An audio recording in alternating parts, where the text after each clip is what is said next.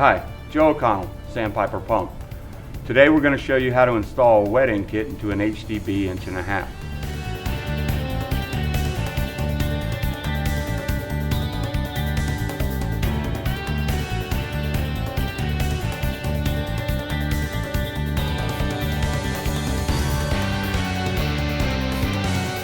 Out front we have some examples of Sandpiper's genuine parts, wet end kit, air end kit.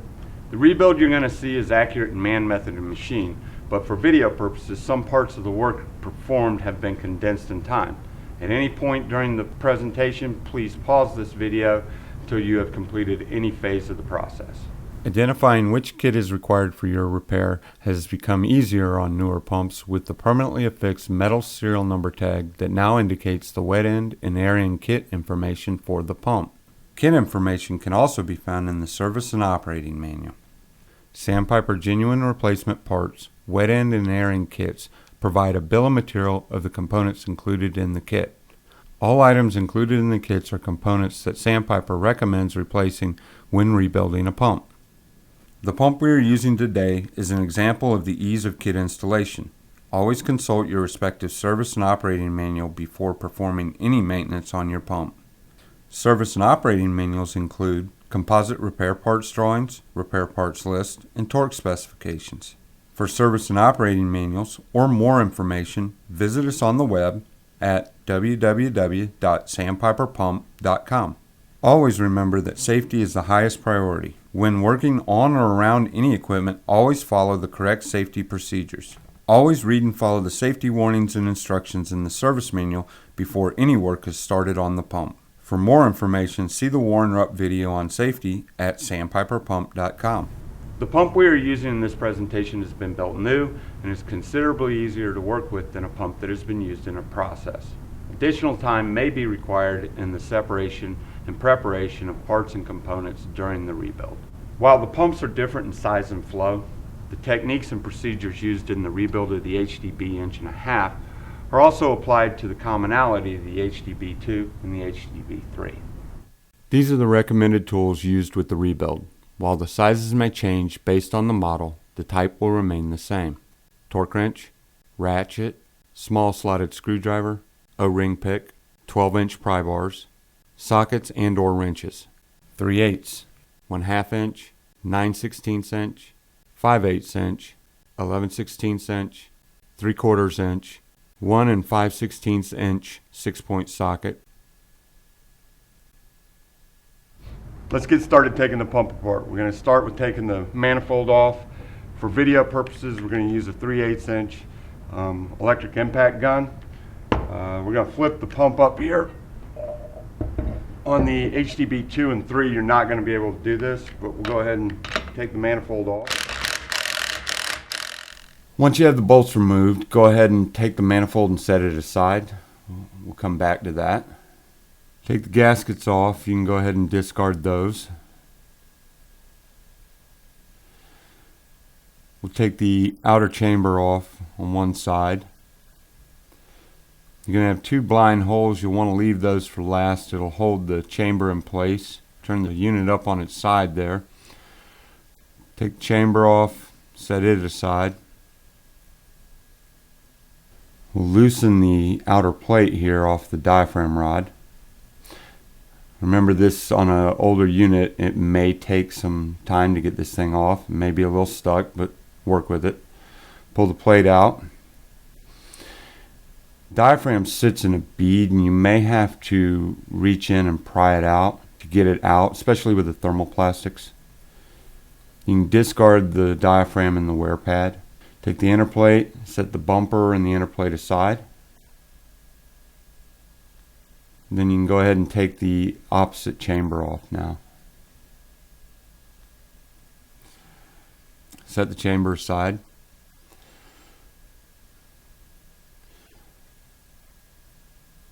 Remove the diaphragm assembly. Set the bumper aside for use later. We'll take the air valve off next. Take the 4 bolts out.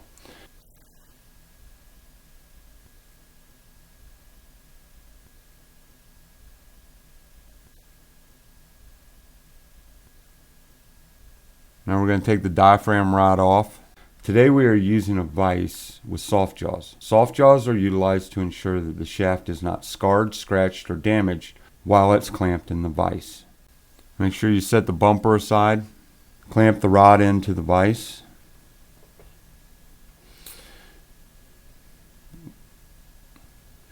We're going to take the diaphragm assembly off the diaphragm rod.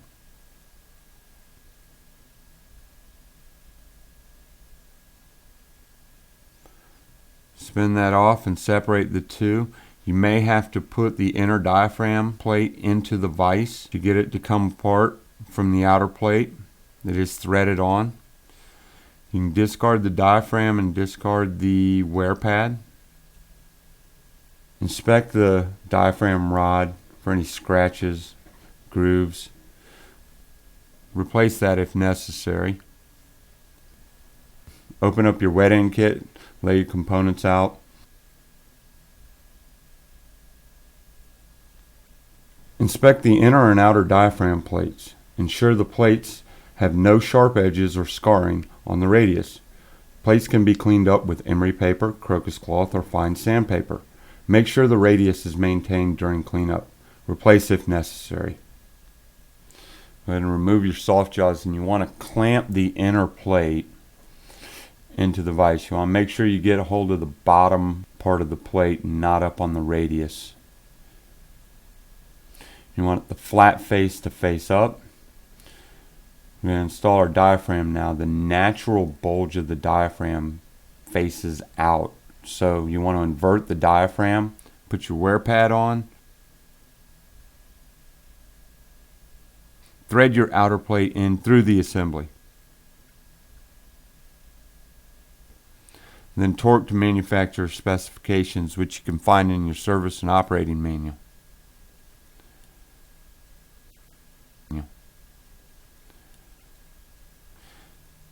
I'm going to do this for both diaphragms. So go ahead again, put the inner plate into the vise. Make sure you grab onto the bottom of the plate. Flat face up. Invert the diaphragm. Set the diaphragm on there. Put your wear pad on.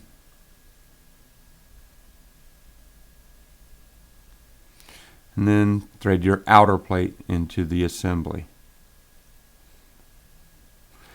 And torque to manufacturer specifications.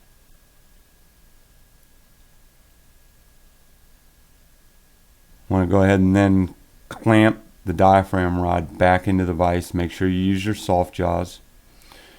You want to thread one of the assemblies onto the rod. And you want to torque it to specifications that are in your service and operating manual.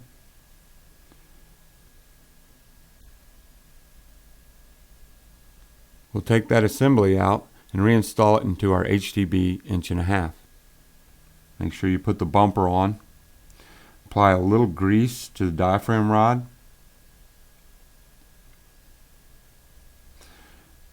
Slide it through the center. Make sure that you get the diaphragm seated in the receiver bead. Inspect the outer chamber for casting integrity. Inspect the machine faces and radius of the chamber for damage or material buildup. Scarring, scratches, or material buildup can be cleaned up by using emery paper, crocus cloth, or fine sandpaper. Port side of the chamber faces in the same direction as your nameplate.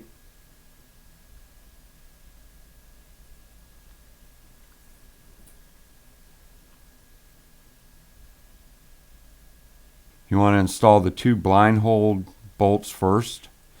This will hold the chamber in place while you install the rest of the bolts. Go ahead and install the rest of the bolts and then tighten them down in a crossing pattern.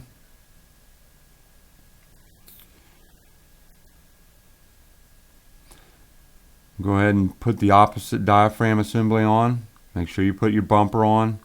Thread the assembly on, but don't thread it all the way down. You want to take a couple of pry bars. You want to get up under the diaphragm, and you want to make sure you get under the diaphragm plate. Pull the diaphragm assembly across. Again, make sure you're under the diaphragm plate. You can do damage to the diaphragm if you try to pull that assembly across with the pry bar under the diaphragm. You want to invert the diaphragm so that the diaphragm seats into the bead. Make sure you get the diaphragm seated all the way into the bead, and then you can install your outer chamber. Again, inspect the outer chamber. The ported face of the diaphragm chamber goes towards the nameplate.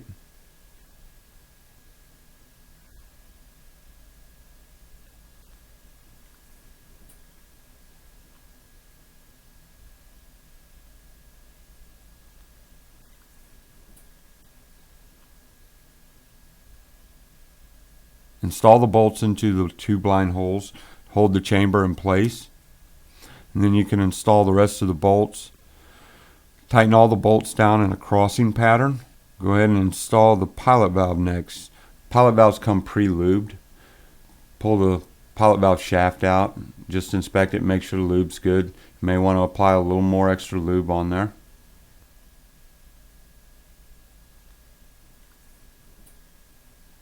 You have two gaskets. One fits over the pilot valve sleeve and spool. Doesn't matter which direction it goes on, just so long as you get it over the spool. The other gasket goes on the back side of the pilot valve. You have to make sure you line up the center port with the pilot hole in the pilot valve. On the main air valve assembly, the pilot hole will have to line up all the way through.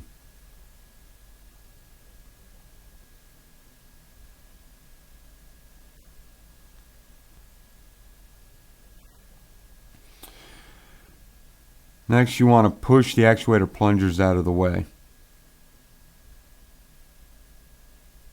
With thermoplastics, you may not be able to get one to push all the way over, but you do have to invert the spool in the pilot valve. You don't want to set the pilot valve spool down on top of the actuator plunger. You'll bend it or break it when tightening it down, so invert the spool on the side that the actuator plunger will not push all the way over.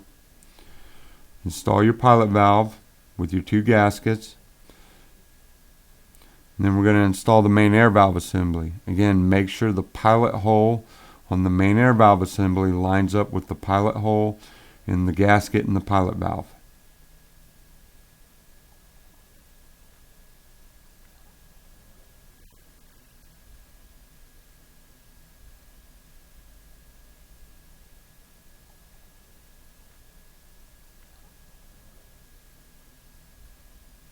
Thread your 4 bolts in, tighten them down, hand tight.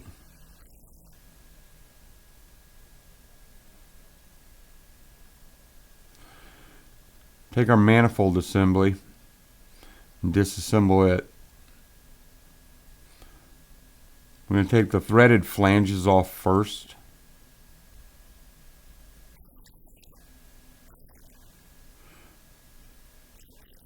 Move the 2 bolts on each flange. Take the flange and you can discard the O-ring from underneath. I'm going to do that on the suction and the discharge side.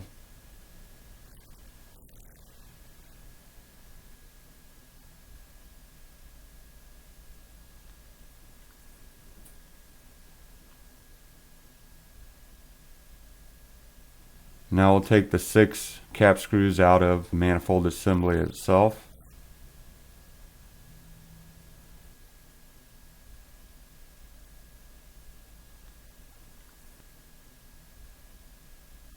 Got the suction flange, a gasket, seat, another gasket, and 4 check balls on each side. You can discard the gaskets and the check balls.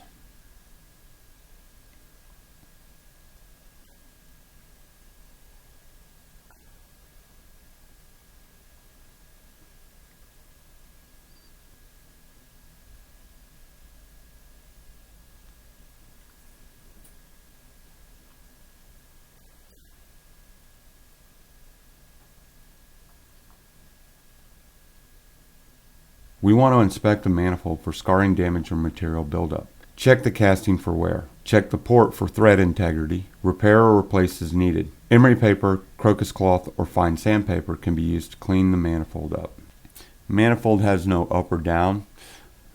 It can be placed either way. You want to set it down on a flat surface and then inspect your flanges. I also want to inspect your seats. Check the pins in the seats, make sure they're tight. Any loose pins or any straps on the seats, you need to replace the seat. Take 2 check balls, set them in the pins in the seat.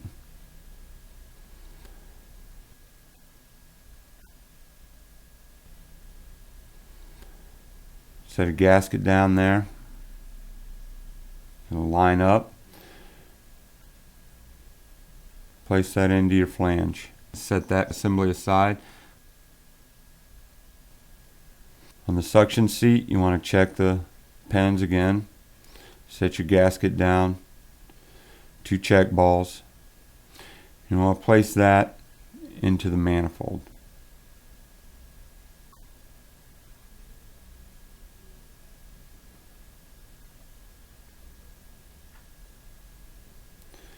Take another gasket, line it up.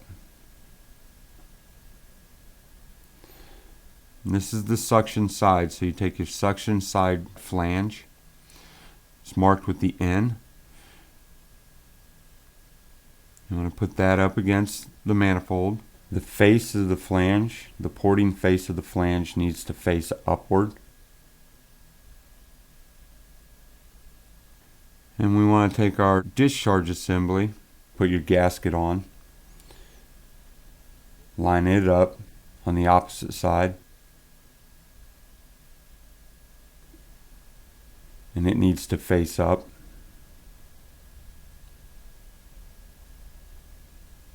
You should be able to read the word out and in on the flanges.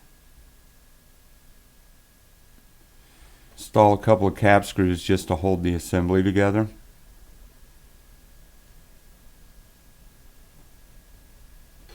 And then you can go ahead and put the rest of the cap screws on and tighten in a crossing pattern.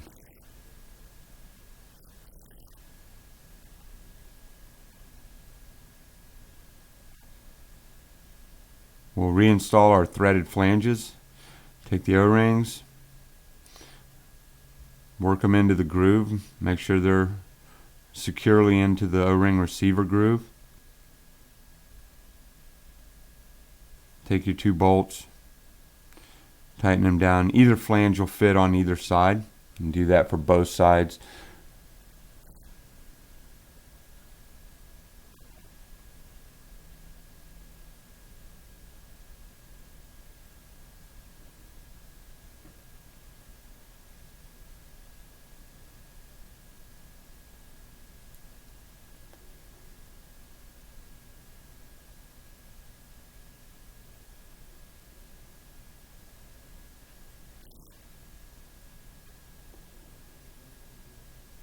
You want to install the gaskets on the ports of the outer chambers.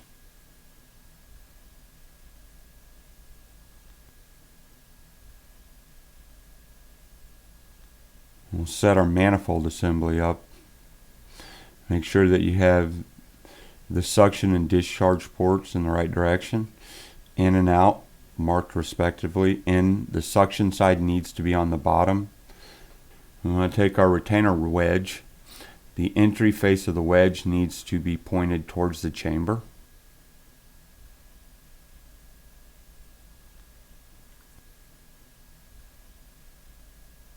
Install our nuts. These are lock nuts. We want to do this in a crossing pattern.